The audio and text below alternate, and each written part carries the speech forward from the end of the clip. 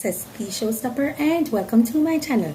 Thank you so much for stopping by. Thank you so much for subscribing. Thank you so much for watching my videos. You are greatly appreciated. Now let's get into it. It has been reported that Lisa Hyper has been released from the police holding or detention, and she is in safe hands. And I must commend the law enforcement officers for being very respectful. Even though I didn't know why she was arrested in the first place, because it's not illegal to show up at the airport, you understand, and you can also buy a ticket at the airport. Also, she was not recording persons, she was recording a live, she was doing a live rather, and she was speaking on her live until she was approached by the police officer, of which was very respectful, and I do commend him. And like I said, I also commend other police officers who took her into custody. They were very respectful. We didn't see any video footage of her being assaulted or abused or anything like that, and I must commend them. Also, the persons working at the airport was very respectful to her, even though she was very disrespectful, very rude to them, rude to law enforcement also. I must commend them on taking the high road, on understanding a situation that is as grave as it gets. And they controlled it, they contained the problem.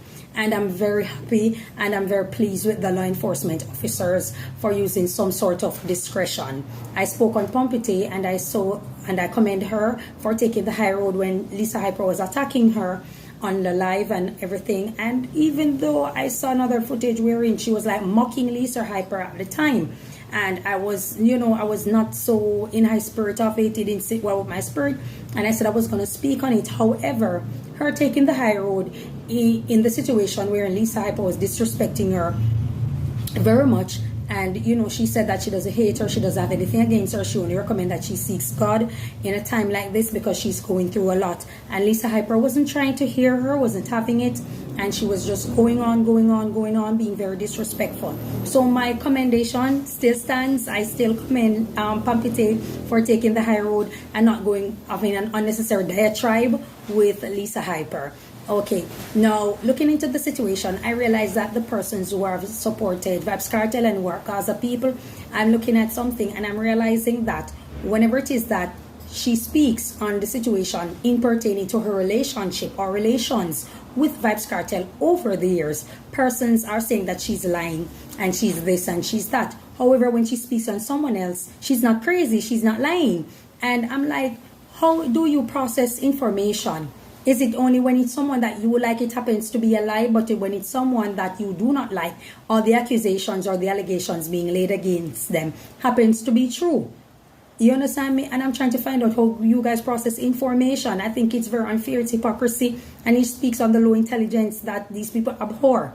You understand? I've spoken it in several videos repeatedly. I need not to reiterate it, but I think that there needs to be some sort of understanding and some sort of literacy that an advancement that you seek while traversing on the island of Jamaica or throughout your life. Because being dedicated to someone who is a mere human being, if it bleeds, it can die or it will die.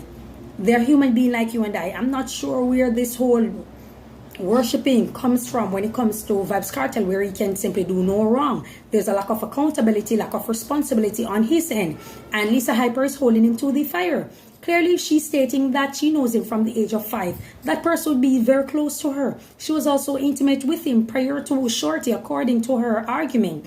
And seeing him move around with all these women, and she feels as if he has put her career on the back burner, her relationship with him on the back burner, while to her, he's saying that he loves her, he cares about her, she's loyal. Where is her reward for her loyalty? If he did a song dissing Vanessa Bling, and he's saying that she's not loyal like Felicia Gooden, where is the reward for Lisa Hyper's loyalty? She spoke that she was the one who was handling Vybz Kartel's businesses and finances when Sicko Rhymes got hit or was attacked and stuff like that. And she strongly believed that in return, Vybz Kartel coming out of prison would be there for her, would be supporting her career, not collabing with all these other females and giving them limelight and stuff like that. And she just has to fight it her way. We are on the outside looking in. We do not know Lisa Hyper like that. We do not know Vybz Kartel like that. We can only go by what both of them says. And as far as I know, Vybz Kartel has never responded to anything that Lisa Hyper has said about him. And she has been going on and on like the Energizing Bunny. And she has been making some very dark allegations against him, calling the Gaza boss P word when it comes to kids, pedophile, all of these type of things, which are dangerous allegations for someone to be accused of while just leaving prison after serving 13 years for an alleged murder. And so when we look into it, we are wondering, what's up? What's up? Does she know more than, what we actually think? Is there more to the argument? And people are rubbishing it and saying that it is a lie. This reminds me so much of the situation once again with Diddy and Cassie. None of you know P. Diddy. None of you know if the allegations laid against him are in fact true, but you guys like to believe it because he's someone that you don't like. You guys wanted to believe the things that Cassie said in the lawsuit because you don't like Diddy. But when it comes to Vybz Kartel or someone else that you guys like that much, all the allegations being laid against them is an automatic lie. Or is an automatic lie. And I think that speaks to how you guys process information. It's very juxtaposed. It's very juxtaposed, the way you guys process information. I look back again and it reminds me of the Notorious versus Lil Kim situation, where Lil Kim was in the picture way before other women until he met Faith Evans. And when he met Faith Evans, while still dealing with Lil Kim, months later he decided to marry Faith Evans and put Lil Kim to the side. Also, he was with several other women. Lil Kim came out and she wanted to be that girl in his life because she was led to believe that she was that girl in his life. Apparently she wasn't. And this is how master manipulators work. You are led to believe something, you are reassured of something that simply do not exist. The actions are invalidated. They are invalidated. You understand? Because if you're sorry, if there's remorse, and if you're planning to do better, you have to have reassuring actions. These people who are master manipulators, their actions are never reassuring. What they will do is give you a tip to make it seem smoke and mirrors, a glamour, to make it seem as if that it is reassuring. But just give them a little time and they will go right back to who they were, manipulating you and taking you for a joyride. And this was what how Lil Kim felt. And she was like, all the women who Notorious was with were happened to be very light-skinned women, and she was the only dark-skinned person and stuff like that. And so when she spoke out at the time, it was made to seem as if she was a problematic person. And Faith Evans was the wife. Faith Evans was the one who deserved everything, and Lil Kim was the antagonist. And when we look into the same situation here with Lisa Hyper, because she's the one who's vocal, she's the one who chooses to speak out, she's the one who chooses to say these type of things, it seems as if Lisa Hyper is the antagonist. And when the video came out, people need to understand something. When a video in that time came out, when oral sex is taboo, especially in Jamaica and stuff like that, it would put the artist or the woman in a dark light. It will put her to shame. It will make her be rejected or seen as a reject by men. So when it came out with her, she had to fight tooth and nail for her respect, for her name. People were making a mockery of her. Just the same male artists, female artists were all doing it. And they pretend as if they weren't. She had to fight at the time until she decided not to be in Jamaica, to leave and go to the United States. So we have to understand the things that take place psychologically with an individual who has to live with that type of shame. Persons will break down. We also see wherein when the video footage or the clip came out with Spice performing, and she held up her leg, and what looks like her private area was exposed. Vybz Kartel came out and he was supporting Spice all the way, and he removed his profile photo and put up Spice on there. So Lisa Hyper is looking at all these things and say, where's the support? Where's the support for when her video came out or when her photo came out? Where was her support from the Gaza boss? Where was the support? Everybody thought that it was okay to attack her and, just annihilate her image and her reputation all the way down. And we are not going to put aside the fact that she's very talented. She is in fact very talented. But at the end of the day, that video put a dark light on her and it made life extremely difficult. And one has to understand, these things have happened to people. People have taken their own life because of this type of things. So we're not going to pretend. We can't possibly pretend as if that's then is a walkover situation and she needs to simply get over it and move on. It doesn't work like that. It doesn't work like that. People go through depression, people go through stress, and people are saying that Vybz Kartel should reach out to her. A part of me feel like he's supposed to, and a part of me feel like he should stay the hell away. Because if you're constantly going back to the source that you believe is what makes you unhappy, what makes you sad, what makes you daunting, what makes you gloomy, what makes you dismal, and you keep going back to that source, it will give the impression that the Stockholm Syndrome is in fact alive and well, and you haven't been rehabilitated. You haven't gone to any form of help. You cannot be going back to the source of what you strongly believe is what keeping you down, depressed at all time, or the trauma, what that created a trauma, in your life. You can't keep going back to that source, because it will only make matters worse. It is like putting a band-aid over a gunshot wound. At what point is that going to heal? At what point are you going to recover? You simply won't. It's like a temporary heal or a temporary fix for a permanent scar or a long-lasting scar. You understand? So when I look into that situation, all I'm simply saying is that I don't think that she needs to be in the company of Vybz Kartel or be in his presence. I think that she needs to be where she needs to be, which is away from him, and get some help, move on with her life, and do what she has to do. It is sad. Stop being there for people.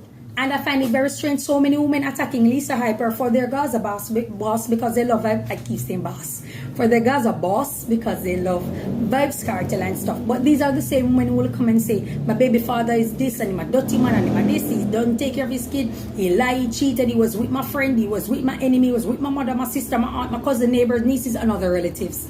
They will say these things about their baby father, about their husband, about their boyfriend, but at the same time, when it comes to Vybz Kartel, all the allegations that Lisa Hyper made about him just so happen to be false.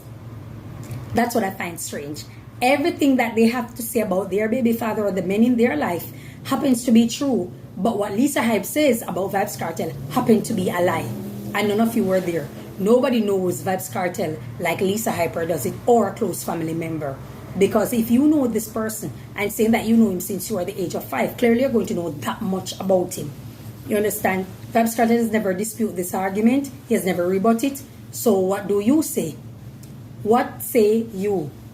So these are the things that I'm looking into, and I'm just saying that, listen, people need to come together, and people need to understand that sometimes we can respect each other from a distance. Sometimes being healthy or being healthy means that I need to stay away from you. It doesn't mean that we have to be enemies, but it certainly doesn't mean that we should be friends. Because in that space, it's just like frog snails, puppy dog tails, and all these things that's down the alley.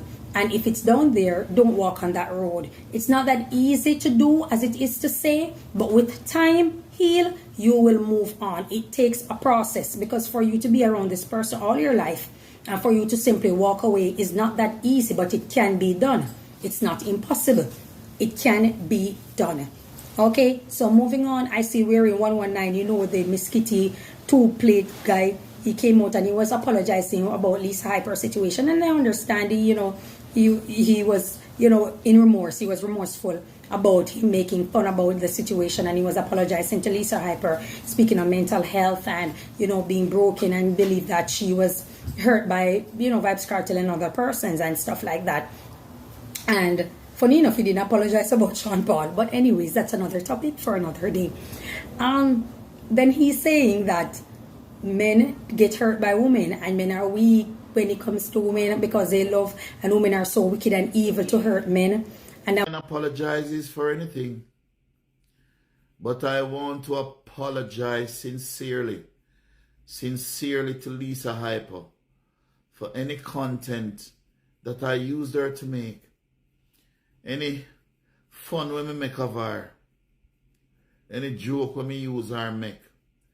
It was a mistake on my part. I shouldn't have done it, and I am so sorry. I'm so sorry.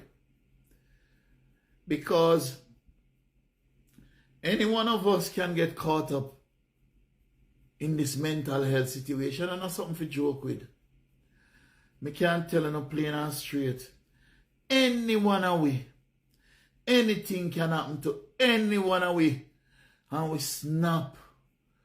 We are so fragile. Our brain is so weak. You wouldn't believe how weak our brain is. Any kind of trauma can send us into a tailspin. And it is a fact that more men are susceptible to falling victim to mental conditions, especially when it comes to love affairs, love life, man and woman business. It's so easy for us as men to snap.